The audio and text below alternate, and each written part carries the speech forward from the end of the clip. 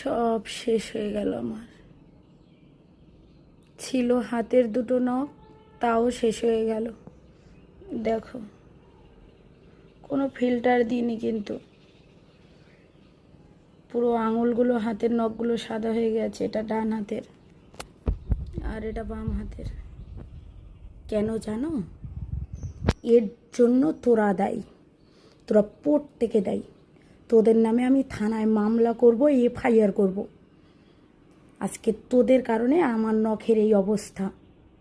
তোমরা দেখবে, দেখো।